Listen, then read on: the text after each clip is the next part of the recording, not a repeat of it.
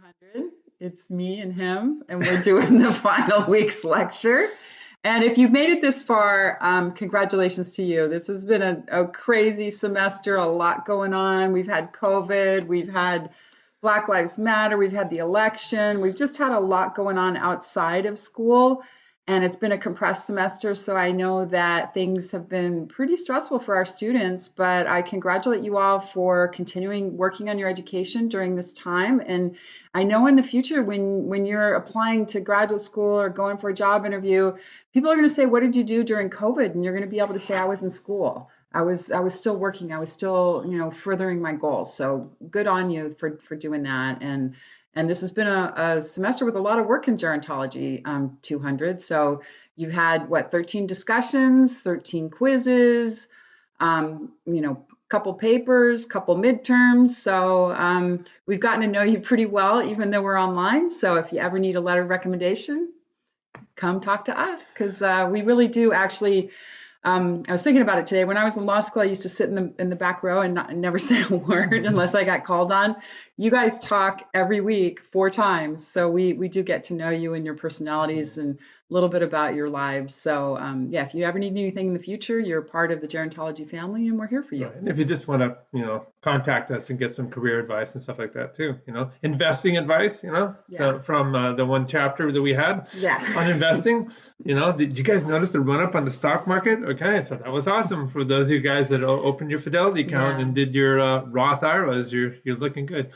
And the other thing you can tell, what you did during this pandemic, you went to school, but now that you took the best course in the world, GERO 200, the best, hands down. Okay. Hopefully you all saw the article about John Did you that see was that? on the homepage for Here, let's find it USC. right now. Here, Yeah. we'll just you keep talking.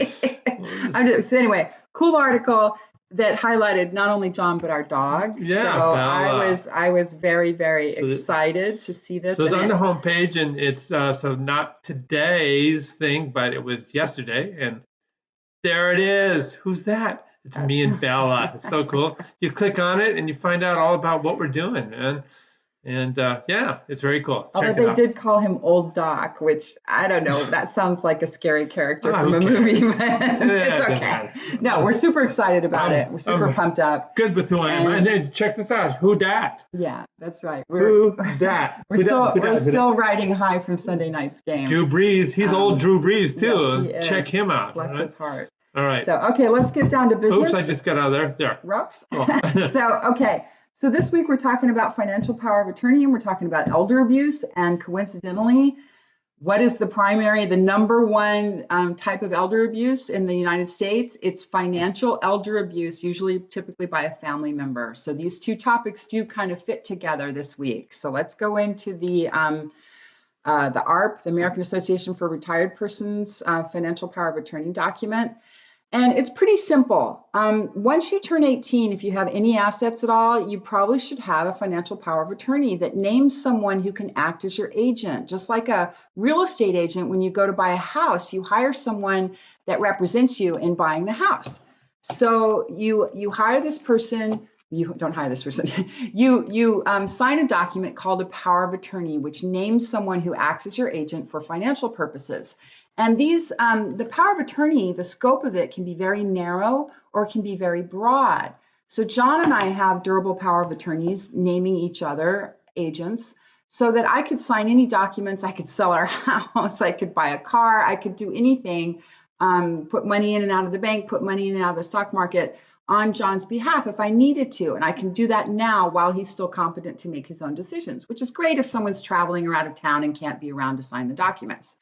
So if you name someone to be your power of attorney for financial purposes, you want to make sure that person's trustworthy, because they now have the power to do a lot of things if you're not watching closely. And we've certainly seen story after story after story of people, wealthy people in Hollywood, wealthy people in sports, who've been taken advantage of by people they trusted, where they had signed a power of attorney for financial purposes, and that person had taken money from their accounts and misused money. So it's definitely something to worry about. However, the way the law reads is If someone is an agent for you, they are a fiduciary, which means they owe you the highest duty of loyalty. That means that they don't go dipping into your account to borrow money to pay their bills. They keep your money separate from their money. They have accounting for anything that is spent, etc. But it is a great tool. If you have assets and you get into a car accident, you're in the hospital, you can't pay your bills. Now you have someone that can do that for you. So I highly recommend it to anyone that's over 18 and has any kind of assets and any kind of financial obligations. Sorry, Somebody's robbing our house. That's our security camera. The funny thing, when the security camera notice goes off, the dog runs to the front door because she is so smart. Okay, there's a different way you can set up your power of attorney conventionally, where it's effective when you sign it, and then it ceases to work when you become mentally incapacitated. That's not very useful. A springing power of attorney, which goes into effect when you are mentally unable to make your own decisions, or my favorite as an attorney, a durable power of attorney, because you sign it, you don't have to worry about when the person is incapacitated, and that agent can then sign paperwork for you if you're out of town or busy or something like that. So again, make sure when you choose an agent, you choose someone you trust. And if you do have a durable power of attorney, just like a durable power of attorney for healthcare, you should revisit it every 5 years or so. If you move to a different state, you might need a different form. If you get married or divorced, if you have a falling out with your family, if your financial situation changes, there's a lot of reasons. If you have kids, so there's a lot of reasons that you would want to go back to these documents every 5 years or so. Our kids are old enough to, the original people when they were younger, our durable power of attorneys for both health and fiduciary, was Julie's mom, my older brother, and they've kind of aged out, and who's aged in, our sons who are 25, okay, 25 on Saturday, yeah, and 19, so yeah. they're adults and they can handle it, so yeah. We redid the whole thing. And if someone names you as agent, or if you name someone as your agent, you're going to want to make sure that they're familiar with your accounts and your financial situation so that they kind of know what's out there in case you are incapacitated and they have to handle your finances. If you decide that you want to revoke a power of attorney, you can tear it up. You can sign a new one, which would automatically supersede the old one. You can put down in writing that you want to cancel it. And it's a courtesy to notify the agent, hey, you're not my agent anymore, so that there's not some confusion if you've named a new person to be agent. So anyway, I think that's all I have to say about that. Awesome. All right. But very cool. And that's just a read out of that. And then we go on to the discussion board and look, the image cratered. That's okay. We'll put a new graphic. It's funny. I looked at it on my computer right now and it worked. Okay. So we'll figure it out, but that's okay. So maybe try refreshing your browser. We can, but that's going to work. Okay, technology. No, it's not working. That is pretty weird. Okay. You know what it is? I blame freaking Blackboard because I swear to God, Blackboard is funny. These are images that should be fine, and yet sometimes it just craters. So write your congressman. Okay. Well, so anyway, let's go back up. Right. In case you can see these images. And we'll put them back in right. So. Okay. In case you can see these images on your end, and I just saw them in the other room. They were working a few minutes ago. Anyway, the bottom line about elder abuse is it's a really difficult, tough issue. I'm going to focus a little bit on what the statistics are in the United States. However, be aware that elder abuse is a problem worldwide. And so often we think, oh, the people in the United States are kind of awful people that don't respect elderly people, and we don't have this culture of taking care of our elders. And all of that is, to some extent, truer than it is in other countries.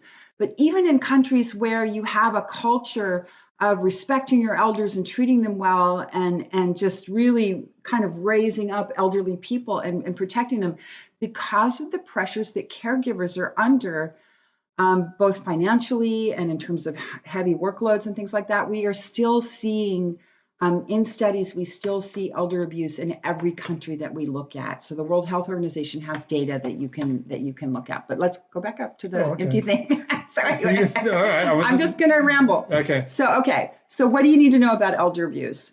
Elder abuse is rarely reported. So why is that? That's because very often the person who's been abused is humiliated, they're embarrassed, they're ashamed, and they're afraid that they're going to be retaliated against if they do report. And often it's someone close to them. So it's a trusted person. It is a family member. It's a spouse. It's a child. It's a grandchild. It's a nephew.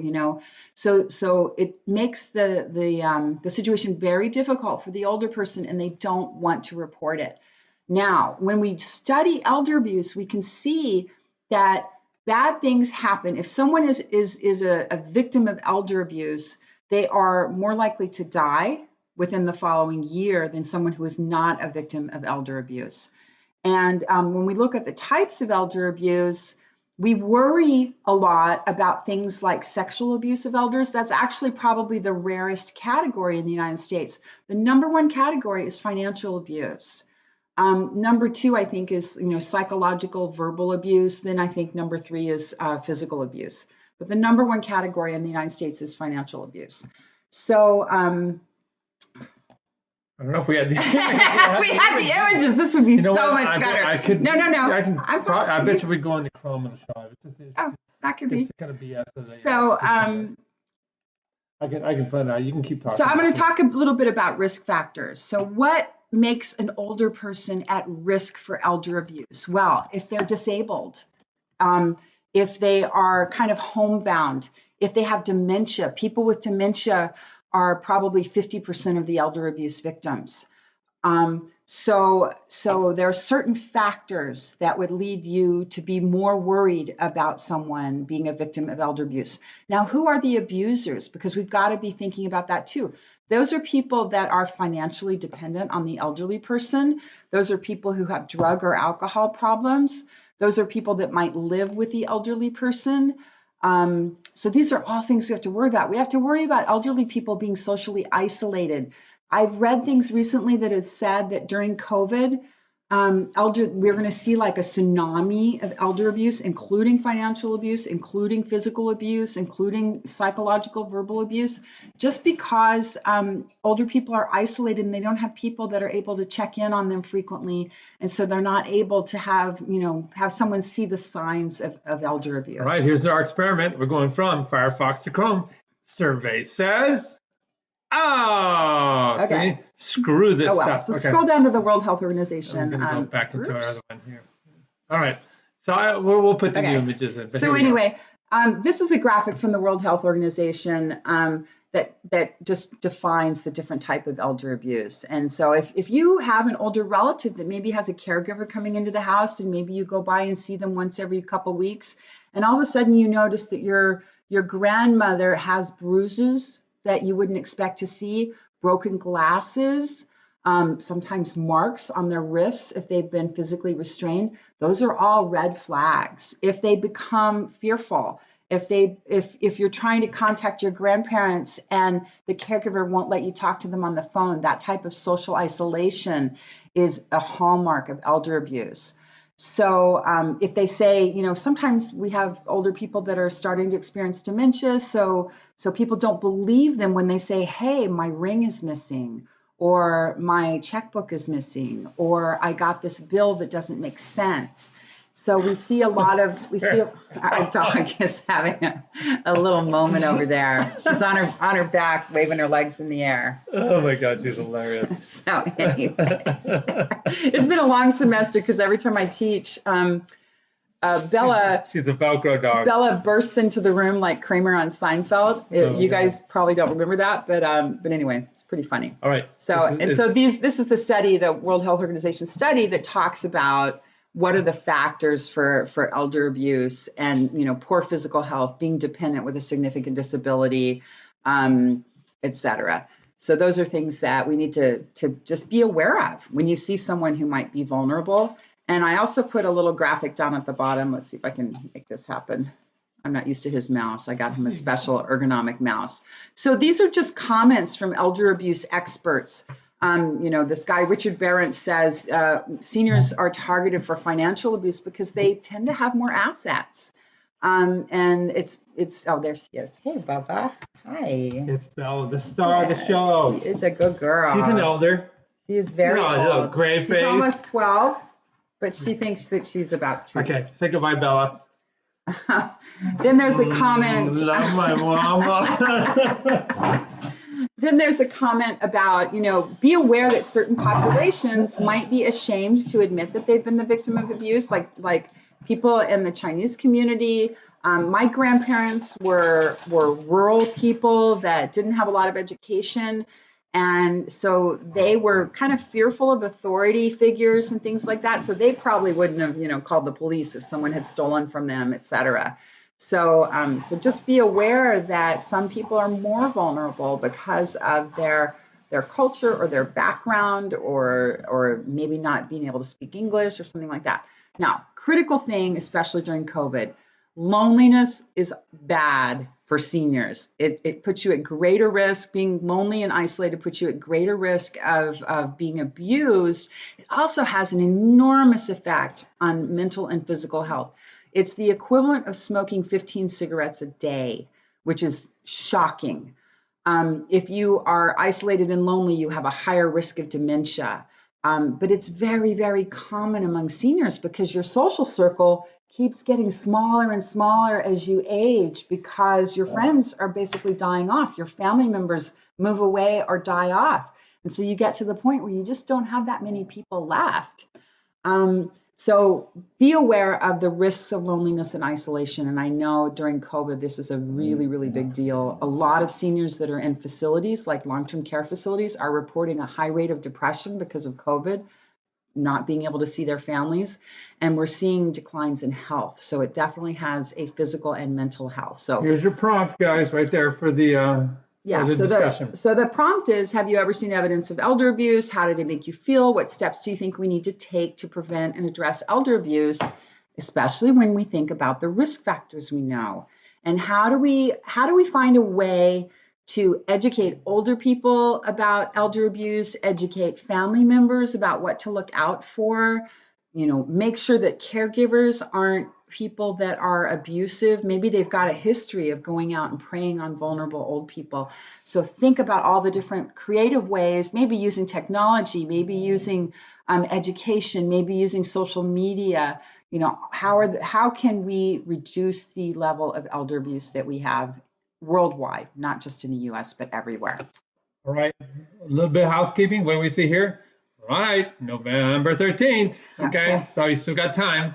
All right, to get in there and get that second So the midterm. midterm exam, you need to be finished by the last day of classes, which is Friday. If you haven't turned in your CT2, I will still accept it. I may not give you full credit, but I know things have been hard for people. We're trying to be a little more lenient this semester. If you want to turn in extra credit, easy points, 3% of your grade, okay? So you can record a video on your iPhone and email it to me. You can write something down. You can send me a drawing. You can make a little photo montage. So I know you guys are creative.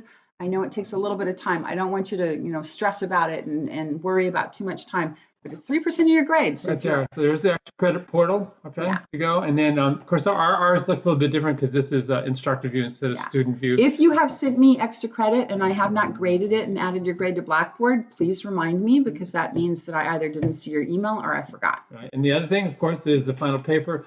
Don't forget, take out your phone and make a video recording of your interview with your parent or your grandparent so that you will have this for posterity to show your children and grandchildren someday. I've done it for my mom, and it's awesome to how we did it for your dad. So we have these things. We have them around. Not that we'll ever get grandchildren, but if we did. I guess you can hope. Yes, All you Gen Zers are just putting off reproduction. Of course, we did the same thing. So okay. Yeah. So final interview paper tips: 10 outside references. Don't use the class readings. It can be CNN, it can be WebMD, it can be the American Diabetes Association, it can be Alzheimer's Association, stuff like that. Totally credible. Newspaper articles, totally fine. It can be scientific articles, that's fine too. Typically what we see is people spend about half of the paper on the interview, half of the paper on the analysis. And it's totally fine to list the question, have the interview person, what the person said in the interview, and then under that have your discussion or analysis of what they said. So maybe they said they were diabetic, and then you're going to say, well, diabetes is a significant illness and it can lead to these complications, and this is the percentage of people, you know, that are diabetic in the US, or, you know, whatever. And this is the treatment, just, you know, throw it out there. And you'll have, you know, discussions about financial well-being and their perception, what they did to invest or didn't do invest, you know, things that they're feeling good about and regrets. Yeah, and we have you know, recommended so questions on Yeah. Blackboard, so you don't have to it's feel all like in you have there. to come When you, up I'm with your own not going to go questions. through it. It's right here when you go into the critical thinking side. Good. Are we I think done? that's everything. All right, we're done. We really enjoyed getting to know you guys, and Absolutely. we wish you all the luck, and Boom. have a good break, and Boom. go Trojans. Da da da da da da da da da da da da. We'll see you next time, guys. Bye.